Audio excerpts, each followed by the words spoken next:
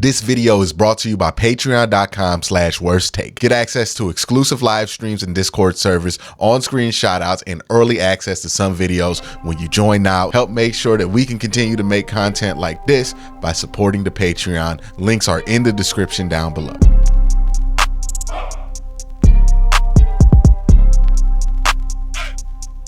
Let's do that Q&A thing that we like to do, where I answer your questions from the internet, Twitter, and YouTube, and react to them in video format. Let's get into it. First question comes from Twitter, and it comes from Sent, who says, what % chance do you have the Browns winning the division this year? I would say, if I laid it out percentage-wise, Pittsburgh has a 5% chance to win the division. Like, in a world where like they win a couple of extra games or an extra game, they get to 10 wins and everybody else collapses, they could tie and end up winning the division. That's a 5% chance there. Cincinnati, Cleveland, and Baltimore. I would say I would put Cleveland and Baltimore both at about 35%. So we're at 70, 75. That leaves 25% for Cincinnati to win the division. So I think Baltimore, Cleveland, both got about a 35% chance to win the division this year. I think Cincinnati has a 25% chance. I think Pittsburgh has a 5% chance to win the division. Hopefully that all adds up the way I think it does to 100, but that's how I would lay out the percentages. Cleveland, Baltimore tied for first, and then Cincinnati number 2 by a significant margin to Pittsburgh, who I would say 5% chance to be number 1.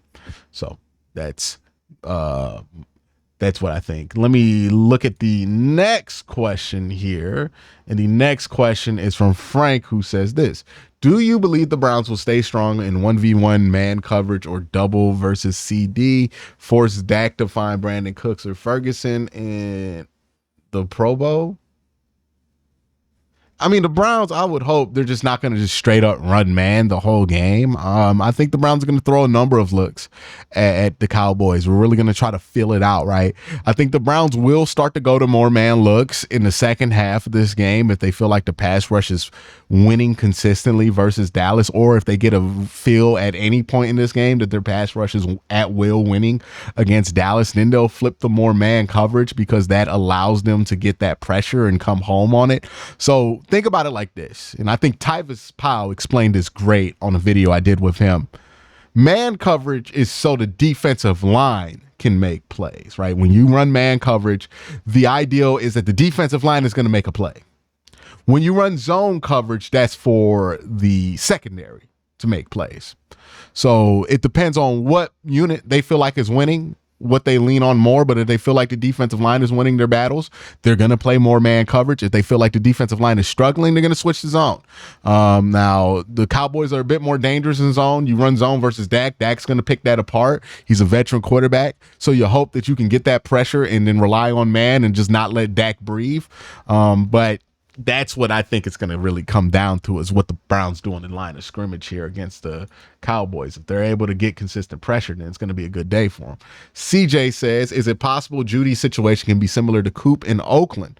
Drop issues, attitude issues, but was great in Dallas with the change of scenery. Only AB won't lose him for a 5th.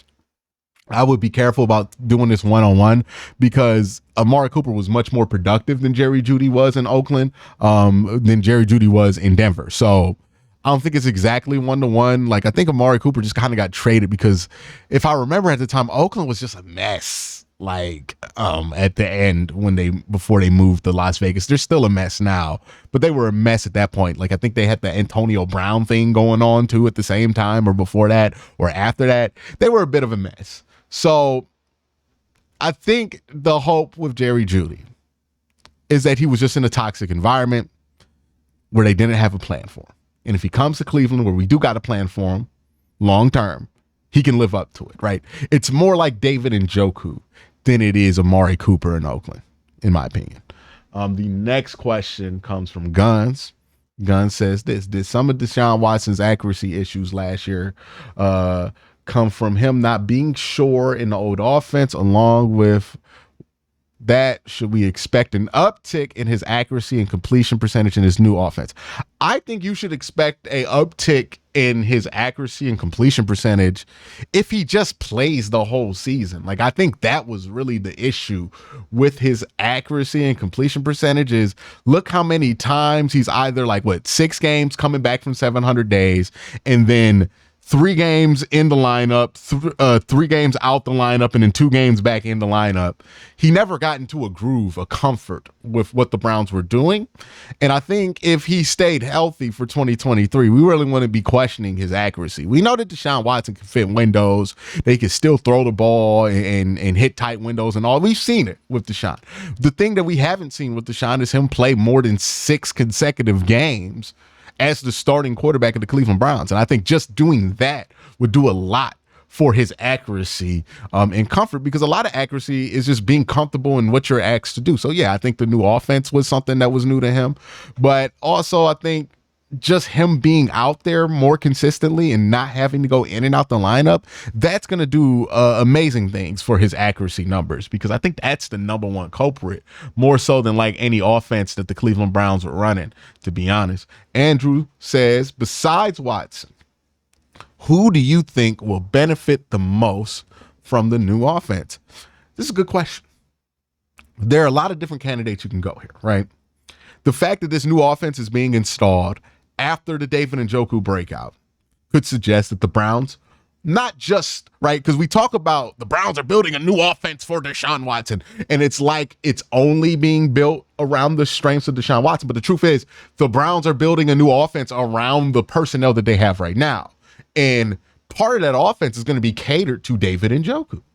So if we think about it like that, what can the Browns do with David Njoku when they now know what he's really good at, and now they can build a new offense around what David Njoku is really good at? You could see this really benefiting David Njoku. I think Amari Cooper is going to benefit from Deshaun Watson, 1, being healthy, and 2, being in an offense that allows for more wide receiver choice routes. Amari Cooper is a brilliant wide receiver. He has a brilliant mind for football, and that mind for football seems to be matched by Deshaun Watson. They seem to have really good chemistry when it comes to those kind of things, and I think those two are pretty excited about what they're going to be able to do chemistry-wise when they're on the same page, because the one thing we know about Watson at this point is that he does have good chemistry with Amari Cooper. I think those two could benefit really well, and Amari Cooper especially could benefit really well. Somebody like Jerry Jeudy would benefit from being in this offense. And I guess this is a bit of a cop-out, but I don't mean it to be, but I think it's the best way to answer the question. The person that's going to benefit, or the persons that are going to benefit the most from this new offense, are probably going to be most of these skill players, right? The wide receivers on the Browns roster, or the tight ends, because that's what this offense is being built around. Not just Deshaun's strengths, but their strengths as well. Maybe this benefits somebody like Jerome Ford, who's a bit more of a receiving back than a true feature back. But I think that's where this offense benefits. Now, the question is, how much is it going to hurt stuff like the run game out of single back, and what you like to do with Nick Chubb? Have no answer for that yet. Blank Statement says, I suppose this isn't a Browns question, but did anybody notice Lamar's increased physicality? I did. Not just the lowering of the shoulder, which seems to be him sending a message, but he seems to get hit more than last year in any games I watch. Who is under center? Who is the one under the radar Cowboy that if they go off would worry you the most? If the Cowboys run game goes off, that concerns me the most. Like, the Browns' Achilles heel is going to be a consistent and well-functioning run game. So that's the answer to that for me. As far as Lamar Jackson goes, yeah, it feels like Lamar Jackson is understanding that he is the only reason the Ravens have a viable offense. And he's really pressing to make it happen. And I worry about that. Again, I said this multiple times. It feels like Lamar Jackson is running on 125% already. That can't be good. Why the Browns cut David Bell? This is one of those things that is so mysterious to me that I always hesitate to have a big answer to, because I'm not sure if there is a big answer to this. I honestly think the Browns cut David Bell to bring him back, but it's been a couple days. He hasn't been brought back yet. They haven't brought anybody in. I heard they're trying out KADARIUS TONEY, so it might be the case that they're doing this to get the KADARIUS TONEY to return some punts or kicks.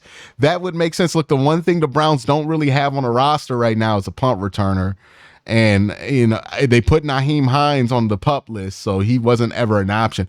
I'm just interested to see what they got planned going on there and if something is personally up with David Bell, because it feels like there's something the Cleveland Browns aren't telling us that goes behind why they are moving the way they have chosen to move around this David Bell cut, which is, you know, a bit mysterious, to be honest with you guys, right? Mr. McFly says, I know they have Jerome Ford listed as the #1 running back, and to me that means they think of him as a feature back. Your video last week explained the expectations for Ford versus Foreman. However, you have videos in the past where you basically said Foreman is not a feature back style player. Also, with him being a stud in the receiving game, do you see a switch with Foreman taking the bulk of the carries on the ground and Ford being more of a Kareem Hunt, Demetric Felton type? I think you're too caught up in what the numbers traditionally mean on the depth chart. Jerome Ford's probably going to get the bulk of the carries, but that doesn't dictate where he gets the carries and what situations he gets those carries in, right? Like, I think they'll lean on D'Onta Foreman to be the touchdown scorer or the first down running back, right? But the Browns are probably going to run the ball a little bit more on second down, a little bit more out of the gun. I think Jerome Ford is their #1 back, but the guy who is going to do some of the stuff we traditionally align with like a feature back is going to be D'Onta Foreman. And I think that's kind of how they're going to rotate those two. But I don't think that means D'Onta Foreman gets more carries than than Jerome Ford. I think if they run the ball, they want to run it with Jerome Ford because Jerome Ford has that big playability. That doesn't mean that they're going to run Jerome Ford a ton on first down, but it will happen. Will says, a little late, but I thought Justin Hardy was supposed to be the fill the void for Mike Ford. I think Hardy is currently on the practice squad, but hoping you can shed some light. This just means they like what they saw out of like a Miles Harden and a Cam Mitchell, and they decided to roster those players instead of Justin Hardy or Mike Ford, who are both on the practice squad, I believe. So I think that's just the answer to that. This is just a good thing about what they're seeing from some of their young DBs. And like, to be fair, Cam Mitchell has already been a pretty damn good special teamer, so giving him more responsibility on that, I'm fine with. Once Upon a Wedding says, how do you feel about the new illegal procedure calls will affect the Cleveland Browns? It's going to be interesting to see how illegal procedure, and they're more strict on calling false start now. Obviously, you think about how that's going to benefit the Browns when it comes to teams going up against Myles Garrett. But I do worry about it because the Browns are starting one inexperienced player at left tackle, whether it be Jack Conklin, inexperienced playing left tackle in NFL, or James Hudson playing left tackle. You know, I think there is some reason to be concerned about that really affecting them. And the Browns have a new offense, so like some of that tighter, small stuff could become an issue for them. So I think it's going to cut both ways, to be honest. It's going to be good for us on defense, but also bad for us on offense. And I think that's really just the bulk of it. But that's it for you guys' questions. Thank you guys for asking them. You guys have a great day. Have an even better night. Peace.